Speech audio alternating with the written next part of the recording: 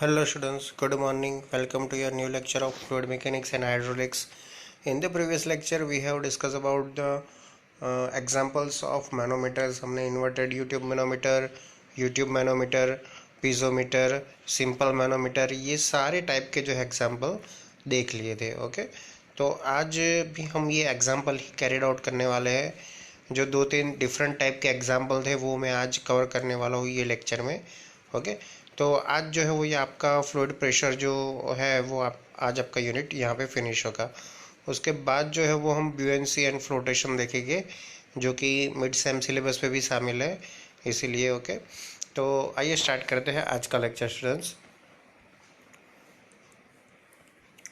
देखो यहाँ पे आपको एक यूट्यूब मैनोमीटर दिया है, डिफरेंशियल यूट्यूब मैनोमीटर दिया है. One end of mercury differential manometer is attach to a pipe A. One end जो है वो पाइप ए से अटैच किया हुआ है. Having diameter 30 mm. उसका डायमीटर जो है वो 30 mm है, यानी कि D A is equal to 30 mm. Specific gravity of liquid is 1.1 and height of the liquid column from mercury level is 300. यानी मर्क्यूरी लेवल से 300 mm ऊपर है, उसका मतलब 300 mm ऊपर है. The other end is attach to pipe B. Other end जो है वो मैनोमीटर का, वो डिफरेंशियल मैनोमीटर का, वो अटैच किया हो गया है पाइप बी से. उसका डायमीटर है 25 mm, हैविंग डायमीटर 25 mm. यहाँ पे डी बी जो है वो 25 mm है. Specific gravity of liquid is 0.8. यहाँ पे जो H2 है यानी कि जो दूसरा लिक्विड है उसकी स्पेसिफिक ग्रेविटी है 0.8 and height of the liquid column is 200 mm. और वहाँ पे जो लिक्विड की जो हाइट है, कॉलम हाइट, वो है 200 mm, यानी कि ये हाइट है 200 mm. If both the pipes are placed at a same level in the horizontal, find the pressure difference. अब देखो ए और बी दोनों सेम लेवल पे यहाँ पे रखी हुई है. ओके, यहाँ पे है 0.3 और यहाँ पे 0.2, तो बाकी जितना बचा वो आपका क्या होगा, वो मर्क्यूरी लेवल होगा, यानी कि 0.1 होगा. ओके, तो ये जो एग्जाम्पल है उसके ऊपर से आपको ये फिगर ड्रॉ करना आना चाहिए कि दोनों सेम लेवल पे है. तो आप पहले एक लाइन खींच दो, फिर उसके अराउंड जो है वो पाइप ए एंड बी बना दो, फिर वहाँ से आप एक यूट्यूब बना दो, और यहाँ सेंट्रल से 300 mm डाउन साइड जो है वो आपका मर्क्यूरी डेटम हेड है. ओके, तो ये डेटम लाइन हो गई आपकी. अब डेटम लाइन ये है तो यहाँ भी डेटम लाइन यही होगी. ओके, और दोनों सेम लेवल पे, यानी क्या हुआ कि ये 0.3 mm 0.3 मीटर है तो ये भी 0.3 मीटर होगा. तो ये 0.2 हमें हाइट दी गई है, तो बाकी की जो 0.1 हाइट हुई वो किसकी हुई, वो मर्क्यूरी की हुई. ओके, और मर्क्यूरी को यहाँ पे S3 से डिनोट किया है जिसके स्पेसिफिक ग्रेविटी 13.6 होती है. ओके, तो यहाँ पे कुल मिला के केस हमारा ऐसा होता है कि S1 जो है वो 1.1 है, H1 जो है वो 0.3 है एंड X जो है वो हमारा 0.1 मीटर है. S2 जो है वो 0.8 है, H2 जो है वो 0.2 मीटर है एंड S जो है, देखो यहाँ पे S3 लिखा है और यहाँ पे S लिखा है. ऐसे प्रिंटिंग मिस्टेक्स जो है वो बुक्स में होती है. ओके, तो S इज इक्वल टू 13.6 वो हो गया मर्क्यूरी का. Pressure head in the left limb, यानी कि लेफ्ट लिम यानी कि ये ए साइड कितना प्रेशर है, HA plus S1 into H1. Okay, तो H है मेरे पास, है नहीं अभी HA, हाइट ऑफ डेटा में नहीं है हमारे पास, लेकिन S1 इंटू H1 है तो वो मैंने रख दिया 1.1 इंटू 0.3, तो हो गया वो HA plus 0.33 metre of water. Okay, HA plus 0.33 metre of water. तो ये हो गया pressure head in left limb. वैसे ही pressure head in right limb. अब राइट लिम में देखो 3 टाइप के प्रेशर हेड आएगी. ओके, एक उसकी हाइट बी की, उसका प्रेशर हेड, उस दूसरा जो है हाइट H2 एंड सेकंड जो है वो X साइड का आएगा. तो ये तीनों को मिला के अगर हम यहाँ पे इक्वेशन रखें तो कुछ ऐसे तरह से होगा, HB plus S2 into H2 plus S into X. अब हमारे पास जो पीछे की 2 टर्म है उसकी न्यूमेरिकल वैल्यूज़ है, तो वो मैं न्यूमेरिकल वैल्यूज़ यहाँ पे रख दूँगा. HB प्लस S2 मेरा 0.8 है, H2 जो है वो 0.2 है, प्लस S जो है यानी कि specific gravity of manometric liquid 13.6 है, एंड जो उसकी हाइट है मैनोमेट्रिक लिक्विड की वो X इज इक्वल टू 0.1 जितना है. तो ये टोटल कुल मिला के हो गया HB plus 1.52 metre of water.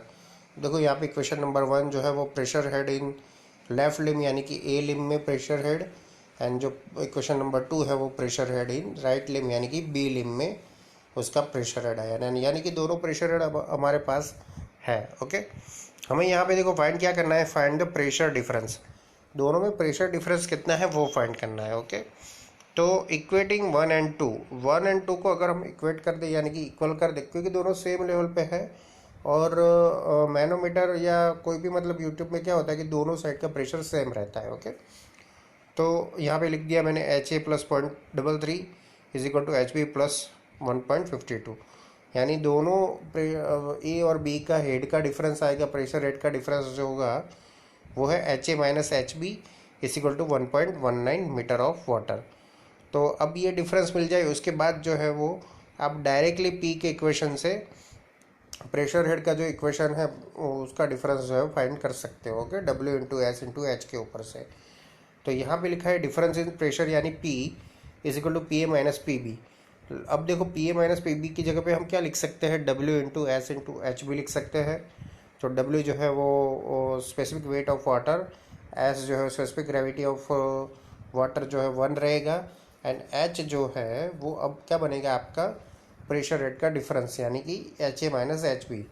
तो W की वैल्यू 9.81, S की वैल्यू 1 एंड H की वैल्यू 1.11 रखोगे आप, तो आपका जो प्रेशर डिफरेंस होगा, difference in pressure between A and B is equal to 11.67 kilo newton per metre square.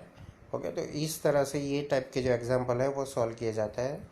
Okay, यहाँ पे हमको क्या इन्फॉर्मेशन था, देखो सभी एग्जांपलों में एक ही इन्फॉर्मेशन आपको दी जाएगी, आपको स्पेसिफिक ग्रेविटी दी जाएगी, आपको हाइट दी जाएगी, मैनोमेट्रिक लिक्विड दिया जाएगा, उसकी हाइट दी जाएगी, अगर हाइट नहीं दी होगी तो जियोग्राफिकल कंडीशन आपको दी होगी कि ये लिम ऊपर है, ये लिम नीचे है, कौन किससे कितना ऊपर नीचे है, ये सारी चीज़ें जो है वो आपको दी हुई होगी एक सेंटेंस में। वो सेंटेंस के हिसाब से आपको फिगर ड्रॉ करनी है, फिर उसके हिसाब से आपको जो मैनोमेट्रिक लिक्विड है या तो फिर कॉलम नंबर 2 यानी कि H2 जो हाइट है, मतलब लिक्विड नंबर 2 की जो कॉलम हाइट है वो आपको निकालनी होगी अपने तरीके से। ओके, बहुत सारे एग्जांपल्स में दी गई होगी, और मतलब थोड़े एग्जांपल ऐसे भी होंगे उसमें कि जिसमें जो है वो आपको ये हाइट नहीं दी होगी, आपको जियोग्राफिकल कंडीशन के हिसाब से वो हाइट निकालनी पड़ती है। ओके, तो कैसे भी करके आपको दोनों साइड लिम का इक्वेशन रखना है प्रेशर हेड का, फिर दोनों को इक्वेट करना है, HA माइनस HB फाइंड कर लो, प्रेशर हेड का डिफरेंस A और B का, तो प्रेशर जो है वो W into S into H. अब जो H जो है वो आपका HA माइनस HB हो जाएगा, और इजीली जो है वो आपका एग्जाम्पल सॉल्व हो जाएगा। ओके, तो ये टाइप के एग्जाम्पल मतलब फटाफट जो मतलब जल्दी से फिनिश करने की ये टेक्निक है। अब देखो, अब MCQ टाइप आप अगर आपकी एग्ज़ाम होती है तो ऐसा एग्जाम्पल जो है वो आपको MCQ में भी वो लोग पूछ सकते हैं। ओके, तो ऐसा नहीं है कि ये पूरे स्टेप करने हैं आपको, आप अपने हिसाब से रफ में करके जल्दी से जो है वो आंसर पे आके या नियरेस्ट आंसर जो है वो रख सकते हो। ओके, तो ऐसे टाइप के एग्जाम्पल आपके MCQ में भी आ सकते हैं। ओके, तो आपको इक्वेशन याद हो तो आप इजीली ये कैरिड आउट कर सकते हो। उसके बाद हम देखते हैं example number 10। The pressure intensity at a point in a fluid is given by 4 newton per centimetre square. Find the corresponding height of the fluid when fluid is water and second oil of specific gravity 0.85। हमें pressure intensity fluid की दी गई है 4 newton per centimetre square. Okay, हमें क्या करना हमें क्या find करना है, corresponding height of fluid. Height of fluid find करना है जब आपका फ्लूइड वाटर हो, एंड सेकेंड केस पे जब ऑयल हो जिसकी स्पेसिफिक ग्रेविटी 0.85 हो। वाटर की स्पेसिफिक ग्रेविटी में दी नहीं गई है क्योंकि वो हमें पता ही होता है कि वाटर की स्पेसिफिक ग्रेविटी 1 होती है। ओके, तो यहाँ पे देखो P प्रेशर हमें दिया गया है, fluid pressure 4 newton per centimetre square. अब इसको न्यूटन पर मीटर स्क्वायर में कन्वर्ट करना पड़ेगा। अब मीटर और सेंटीमीटर के बीच पे रिलेशन है, 1 metre is equal to 100 centimetre. Okay, यानी 10⁻²। और अगर मैं यही चीज़ को वहाँ अप्लाई करूँ तो न्यूटन पर सेंटीमीटर स्क्वायर है। ओके, यानी 10⁻² का स्क्वायर होगा, वो भी जो है वो डिनोमिनेटर में होगा। ओके, यानी नीचे के साइड होगा। तो 4 इंटू 1/10⁻⁻4 यानी टोटल हो जाएगा 4 into 10⁻4 Newton per metre square. Okay, तो फ्लूइड प्रेशर जो हो गया वो न्यूटन पर मीटर स्क्वायर में कन्वर्ट हो गया सबसे पहले। तो अब for water, now for water P का जो इक्वेशन है वो है रो इंटू जी इंटू एच। ओके, पी का जो आपका इक्वेशन है वो है रो इंटू जी इंटू एच। तो पी जो है वो मेरे पास ऑलरेडी दिया गया है, वो ऑयल के लिए और वाटर दोनों के लिए सेम रहता है। ओके, तो रो देखो, अब रो वाटर के लिए 1000 है। ओके, एंड जी जो है वो है 9.81 एंड एच जो है वो मुझे फाइंड करना है। तो इजीली जो है वो मैं यहाँ से ये इक्वेशन से एच फाइंड कर लूँगा। तो H for H is equal to क्या होगा, 4 × 10⁴ अपॉन 1000 मल्टीप्लाई बाय 9.81। तो ये जो है 10⁴ और यहाँ पे 10⁻³ है, तो यहाँ पे ओनली 1 मतलब 10 बचेगा, और 10 को अगर 9.81 से मल्टीप्लाई करो तो वो हो जाएगा 98.1। तो 4/98.1 करोगे तो आपका आंसर हाइट का एच का आ जाएगा 4 × 4.08 मीटर जितना।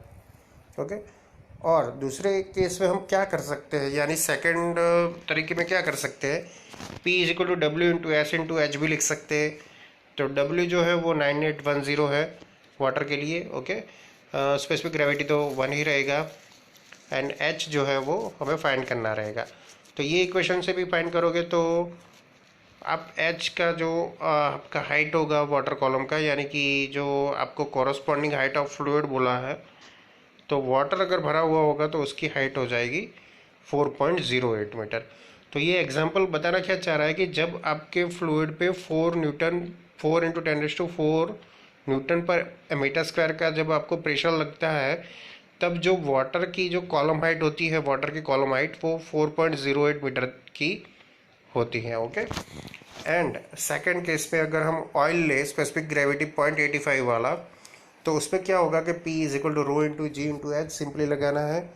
अब देखो रो ऑयल के लिए 1000 × 85। देखो रो यानी डेंसिटी कैसे फाइंड करते हैं, तो स्पेसिफिक ग्रेविटी जो होती है, कोई भी मटेरियल की स्पेसिफिक ग्रेविटी होती है, उसे वाटर की स्पेसिफिक ग्रेविटी या तो फिर वाटर की मतलब जो डेंसिटी होती है उससे मल्टीप्लाई करते हैं तो वो निकल जाता है। तो वाटर की डेंसिटी जो है वो 1000 है, तो 1000 × 0.85 यानी 850 किलोग्राम पर मीटर क्यूब हो गया। अब ये रो का जो झंझट था हमारा, मतलब रो हमारे पास नहीं था, तो वो हमें मिल गया 850 किलोग्राम पर मीटर क्यूब, वो रख दिया। जी की वैल्यू 9.81 है एंड एच की वैल्यू हमें फाइंड करनी है, तो एच की वैल्यू आ जाएगी 4.79 मीटर जितनी आ जाएगी। और सेकंड मेथड में हम P = W × S × H लिख सकते हैं। अब स्पेसिफिक ग्रेविटी जो है वो जो हमें दी गई है ऑयल की 0.85, W जो है वो 9810 होगा एंड P जो है वो 4 × 10⁴ होगा। तो इजीली सेकंड मेथड से भी H जो है वो 4.79 जितना आ जाएगा। तो ऐसे जो है वो आप, अगर आपको प्रेशर दिया गया है एंड स्पेसिफिक ग्रेविटी दी गई है, तो आप जो है वो हाइट ऑफ कॉलम यानी कि फ्लूइड की जो height of column of water है या वो height of column of oil है, वो आप इजीली ये मेथड से फाइंड कर सकते हो फ्रेंड्स। ओके, तो ये थोड़े डिफरेंट एग्जांपल थे जो आगे नहीं आए थे, इसलिए आज लेक्चर में ये कवर कर लिए। ओके,